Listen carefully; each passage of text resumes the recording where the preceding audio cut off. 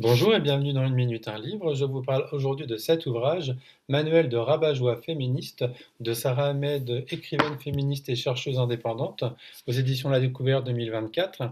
Alors un véritable manuel pour être ou devenir une rabat-joie féministe, Killjoy en anglais. Et en effet, ici, Sarah Ahmed réhabilite la figure de ce qu'on appelle la féministe Killjoy, c'est-à-dire donc la rabat-joie féministe, accusée bien évidemment de gâcher l'ambiance lorsqu'elle ose nommer le sexisme ou les injustices. Alors Sarah Ahmed explique notamment qu'une rabat-joie féministe est souvent simplement celle qui parle quand le silence est attendu. Alors, on va revenir un peu sur une phrase finalement qui revient régulièrement dans la manière de se construire. C'est vraiment cette idée que on ne n'est pas féministe, on le devient quelque part. Et Sarah Ahmed part de son vécu, mais élargit sa pensée à une réalité qui dépasse le cadre d'une simple réponse, encore une fois, à un propos antisexiste par exemple. En effet, le livre fonctionne aussi comme une archive de rabat-joie, une collection d'expériences, de phrases de lutte et de gestes de résistance, notamment, vous allez voir, intersectionnels. Alors l'idée ici, c'est de renverser le stigmate et de se réapproprier une expression utilisée à des fins de silenciation, décrédibilisation, dans un contexte, on le sait, phallogocentré, patriarcal. L'idée est donc d'en faire une force, une fierté, un choix. Et ici, le féministe exposé embrasse les démarches critiques des études de genre, des women's studies, mais aussi des études queer, creep et trans, et pas seulement. En effet, l'expression rabat-joie dépasse la cible des femmes et la stratégie de survie s'étire aux personnes marginalisées, oppressées, à l'image du rabat-joie woke, quelque part, ici comme extension interprétative. Alors le féminisme pensé ici invite également à embrasser les carrefours des oppressions et penser les logiques excluantes.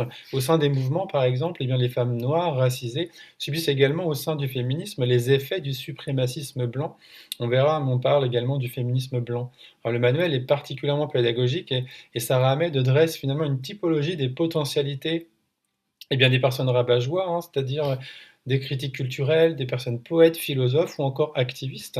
Alors en effet, dans l'ouvrage se succèdent et s'articulent différentes stratégies de survie. Alors par exemple, vous avez une série de vérités rabat-joie. Je vous donne quelques exemples. Exposer un problème, c'est poser un problème. Alors en effet, ici, on voit que la rabat-joie féministe devient alors le problème, non pas parce qu'elle en crée un, mais parce qu'elle le rend visible. C'est une logique bien évidemment trop régulière. Autre exemple de vérité, l'inconfort révèle des mondes. Tu remarques les mondes qui ne sont pas faits pour toi, ou encore lorsque les personnes racisées devenons poètes, nous luttons contre l'histoire. Ensuite, on a un certain nombre de maximes rabat-joie. Par exemple, deviens une infection féministe, je suis prête à causer le malheur. Si être une rabat-joie féministe est une phase, je suis prête à y rester. Ou encore, je suis prête à être un désagrément. Par ailleurs, une suite d'équations rabat-joie également, je cite, des yeux qui se lèvent au ciel, deux points, une pédagogie féministe. Trop sensible égale sensible à un trop-plein.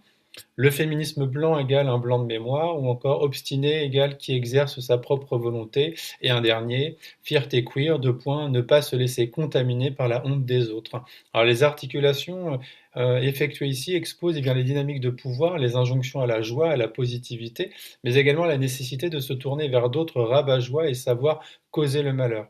Alors en effet, si je précise, la figure de la rabat-joie vient aussi perturber l'injonction au bonheur et à la positivité qui permet souvent aux structures injustes d'ailleurs de rester invisibles. Alors le féminisme, ça c'est répété au fil du livre, a besoin de féministes pour survivre. Une lectrice a notamment écrit à Sarah Ahmed, je cite, grâce à toi, le fait de se mettre en travers du chemin est passé d'une inadéquation sociale honteuse et permanente à une vocation. Alors dans un monde qui peut se construire autour d'une présomption, les enjeux partagés ici sont évidemment essentiels et pour cela l'obstination, on sait que c'est un des champs de réflexion de Sarah Ahmed, cette obstination est nécessaire car en effet si l'insistance est un travail politique, ce que certaines personnes doivent faire pour exister, elle est aussi un art, la manière dont nous nous rendons plus impressionnantes. Alors pour terminer, je voulais citer une phrase aussi, moi, qui m'a bien interpellé. La survie peut être un projet féministe, un projet queer, un projet trans, un projet queep. Et l'inconfort peut créer des liens.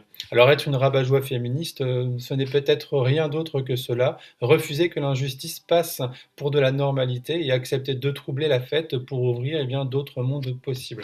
Je vous invite vraiment à découvrir cet ouvrage, c'est vraiment excellent. À titre personnel, j'ai pas mal d'idées déjà sur des formations ou des productions, voilà, et extraire quelques phrases, c'est vraiment percutant, c'est encore une fois aussi très très bien écrit et très très clair. Très bonne lecture et à bientôt.